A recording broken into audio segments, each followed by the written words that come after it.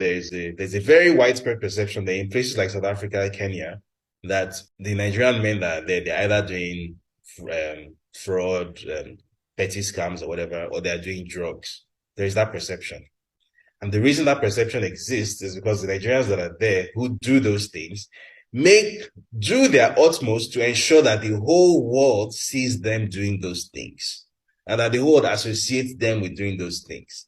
Again, that loudness, sometimes it can be a good thing. Sometimes assertiveness can be a good thing, but a lot of the time, it's one of the biggest liabilities about, just being a Nigerian. And it's something that even I find myself consciously having to sort of push back on, like inside my own head sometimes when I'm in certain situations, especially since I came into this space where I have to sort of constantly look over my shoulder. I have to live with a very low profile. Like this is not the kind of job where you go around announcing yourself because you will get a Yeah. bullet in it. I've had to learn over the past 3 to 4 years how to walk into a room and not be noticed. How to just be part of the furniture in a room, which is a skill that many other people on planet Earth have. But I can tell you for free, Nigerians don't have it. Hi everyone, welcome to I'm a Ghana Observer. Today I wanted to give my take on this Nigerian guy who claims to live in South Africa. And why do I use the word claim? Because how can you mouth off and insult the citizens of the country every opportunity you get while residing in their country? It's beyond comprehension. And I like to share their fellow Nigerians who attempt to help others understand the psyche because it's incomprehensible. This warped type of thinking that you think you can disrespect others while living on their land. But before I get into the subject of this video, I wanted to touch on something I've noticed and debunk that notion that David in the clip alluded to. He used the word assertiveness or assertive, which word I've noticed, along with confidence, being interchanged with arrogance by some Nigerians. Being assertive or confident is not the same as being arrogant. Let's just be clear. Being assertive is standing up for your rights respectfully and not allowing yourself to be bullied. Confidence is knowing whom you are, again, not stepping on toes, not belittling others. Arrogance, on the other hand, is not caring for other people's feelings, bullying, pushing people around, insulting. So I just wanted to touch on that. A recent classic example of assertiveness was of the Nigerian woman who was voicing her displeasure at the state of how things are in her country and then being arrogantly shut down by so-called authorities. I genuinely feel so overwhelmed, and I feel like if a lot of Nigerians come out and start speaking on what we are actually going through, then maybe changes will be made in the government. Don't you guys think? And this video, I just want to say to our president, I don't know if there have been any other president that is terrible, but you are such a terrible president. It is so hard. So I'm coming from the supermarket where I went to get foodstuffs, and everything has gone up again. It's just like every single week prices increase. I want to know, what is the government doing about this increment? Is there going to be a particular time where prices will stop going up? It is crazy. Like, why are things so expensive? And let's not even Lagos stinks. Lagos smells like shit. If you say, okay, I want to take a walk, I'm depressed, let me just take a walk, you can't even take a walk. Like, the place smells like crazy. Why does an entire state smell like this? And what is the government doing about the bad smell? Like, why is no one saying anything about it? Being an NYSC copper, there's nothing beneficial about this whole NYSC thing. The money I spend on transportation is just more than the alawi the government gives me. Like, it doesn't, I can't keep up. Like, I'm so tired of this bill and I can't keep up. I am overwhelmed and I'm tired. I'm exhausted. It's too much, and I wish that we would start calling the government out heads on. For example, Tinubu, you are a terrible president. Like, what are you doing to help us? What are you doing to help the economy? You are so terrible. I'm so sick and tired of Nigerians acting like we are strong, and they say, oh, Nigerians, we are actually very strong. Oh, no matter how much they increase things, we still chest it. No, it is not cute. We are cowards. That is a cowardly behavior. You don't stand to ask people, oh, why is this expensive? For example, MTN, what the fuck is even going on? Literally, I spend over like 20,000 on data in a week, and I'm not even joking. 1.5 data cannot even last me for an entire day. I have to do 1.5 like 2 times a day, which is like 3,000 a day. It is too much. Like, what are you guys doing about it? And when is the government going to actually start working? Because Nigerians are so classist. Everybody now wants to behave as if they are rich. Everybody is faking wealth. But we are ending up being poor because we are struggling so hard to look rich. We are ending up being poor. So I need us as Nigerians to please start calling the government out. We should be tired of this by now. We need to call the government out. Prices need to start one place.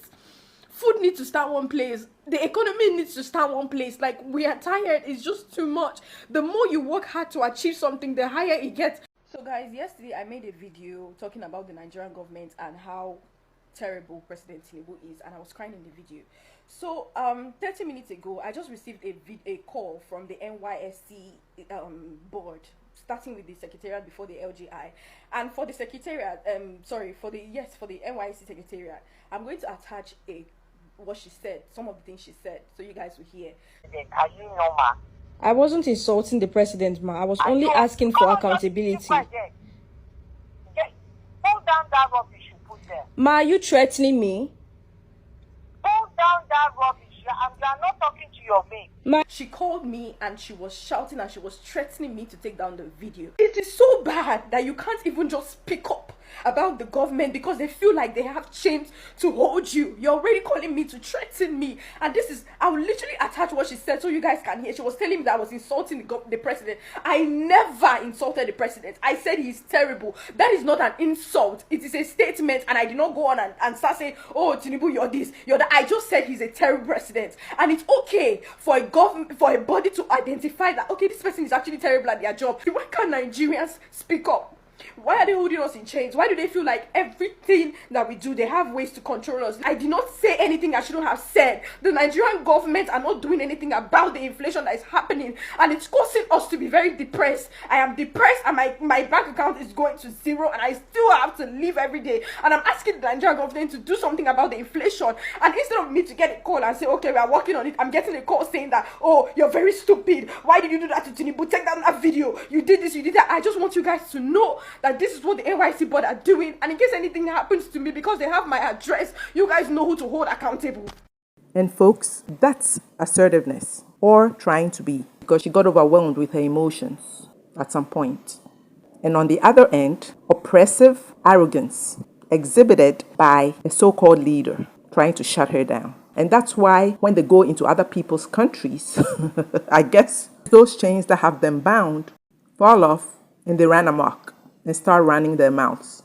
Like that Shawo that was just insulting Ghanaians in Ghana. And the other one looking for Golden Morn cereal, couldn't pronounce it properly, Godimore. Both of them obviously ill-bred and illiterate. Disturbing the peace of Ghanaians while insulting the citizens of the whole nation.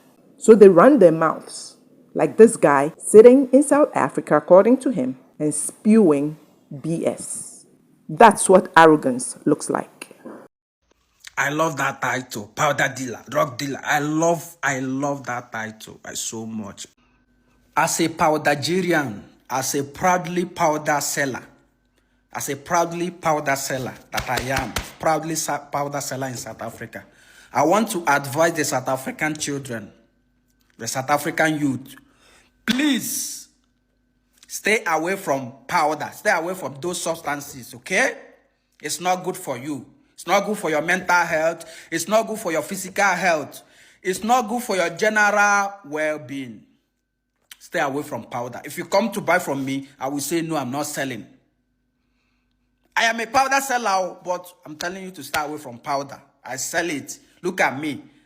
I'm a powder seller, but I'm healthy. I'm fit. I'm mentally stable. I'm not broke. I'm intelligent. I'm educated. I'm informed. Why? Because I don't take powder. I've never taken it. I don't know how it tastes, but I'm a powder seller. I sell. If you want to buy, I sell, I distribute. Look at your parents. Look at your uncles. Are you proud of them? Look how they are junkies. Don't be like them. You are the future of South Africa. This present one, they are gone. Don't be like your parents. Don't be like your uncles. Don't be like your sisters. If you turn to junkie, I will sell to you. If you turn to junkie, I will sell to you and collect your money and go to vacation. This generation, phew, they are gone. They are capiche. They are wasted. Very useless. They even think like cows. This your generation now. They are thinking like cows. It's coming from a powder Nigerian. It's coming from a powder seller. But do you know that your sisters, your uncles, they are all cows? Don't forget that they are cows. I'm telling you, they are cows. They are thinking like cows. So irritating. And it's not even funny. And then when you call them out, sometimes they'll say it's cruise, it's banter. This is not assertiveness. This is not someone being assertive nor confident. This is being arrogant. It's disgusting. And notice how divisive he's trying to be as well. You calling their parents cows. Words are beyond me. These attitudes that sometimes I think you guys think is funny, you consider it banter and teasing. It's not. And it affects the relationship with the actually good ones amongst you. It ruins the relationship completely for everyone. You cannot joke about these things. It's almost like someone inviting you into their home and you taking advantage. Someone opens up their home to you, welcomes you, accommodates you, and then you turn around and do the worst. And after doing the worst, you show no remorse, but rather are arrogant and denigrate the person who opened their doors to you. And then you don't get it when they no longer want you around. Like, what is so hard to understand that people will not accommodate such or tolerate such attitudes? It's beyond disgusting. It's reprehensible how you are attempting, even if it's jokingly, to create a divide between parent and child. And you guys, as usual, will say, oh, it's banter, we're just cruising. But that's why Nigeria is the way it is. Everything is cruise and banter to you. Nothing is ever serious. And you don't think of the repercussions. And that's why when you go to other countries, they can't tolerate you. Because what you take as jokes ain't jokes. It's not funny. Your actions speak louder than words. You fail to contribute positively to the community you find yourself in and to enhance it, but you are rather there to cause harm because you want to make money in which way possible. And that's sad and sickening. It's just beyond disrespectful, and everyone is tired of it. So many Nigerians are traveling to South Africa seeking for greener pasture, yet they rattle their mouths. Do you people know what we call Ubuntu? Did I call that right? Ubuntu. Ubuntu. What does Ubuntu mean? Ubuntu means a number of things. But what I'm going to tell you about Ubuntu right now, or define Ubuntu to be, is actually one of the biggest or the nearest meaning to Ubuntu. What is Ubuntu? Ubuntu is the act of people coming together to work as one for the right reasons. Learn to show appreciation and respect the space you're welcome to.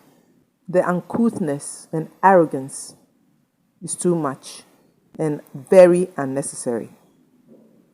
Folks, I'm going to end it here. Thanks so much for watching. To all my returning subscribers, I truly, truly appreciate your continued support. If this is your first time here and watching one of my videos, welcome. I would appreciate your subscribing. And to everyone, please remember to like, share, comment, and I'll see you in my next video. Bye.